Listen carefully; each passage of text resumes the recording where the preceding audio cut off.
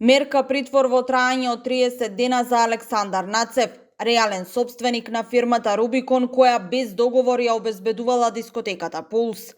Тој е осомничен со проширување на истрагата за трагедијата во Кочани за кривично дело, тешки дела против општата сигурност, а притворот доцна ноќеска го изрече судот во Кочани, потврдуваат оттаму за 24.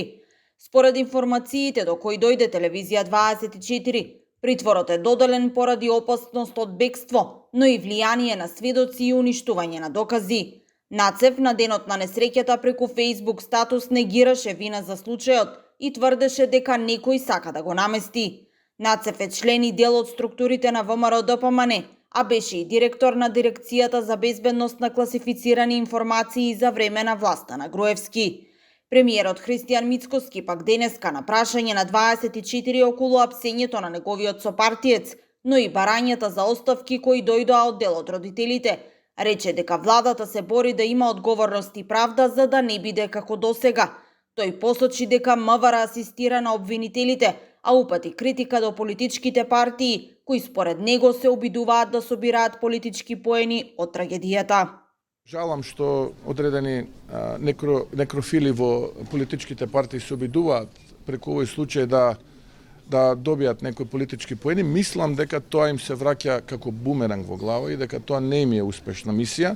Но во ред тие избрале таков начин да функционираат и нека функционираат. Јас никогаш нема да го политизирам овој случај и како влада ќе сториме се што е во наша моќ тоа да го направиме. Болката ќе трае цел живот кај родителите, а ние имаме одговорност да се бориме за правда. И сега гледате дека има правда, нагласи Мицкоски, на што од СДСМ му вратија.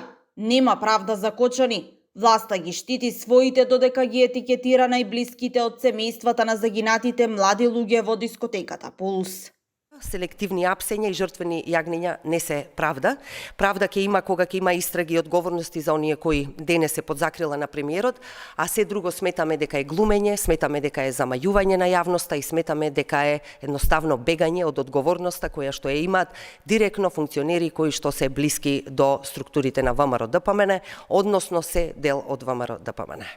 Од Гром пак сметаат дека е потребно друга влада која ќе има повеќе разбирање за болката на овие граѓани и оттаму бараат обештетување на настраданите, но и оставка од Мицкоски. Предлагаме актуелните владетели да се обидат да придонесат кон деескалација на состојбите и тоа во владата, предводена од Христијан Мицкоски, веднаш да си поднесе неотповиклива оставка и ВМРО-ДПМН да даде нов мандатар за состав на влада, а новата влада да донесе одлука со која на секое семејство од загинатите ќе им се исплати 500.000 евра како мал надомест за големата болка и за тоа што дел од родителите не се ни способни веќе за работен ангажман.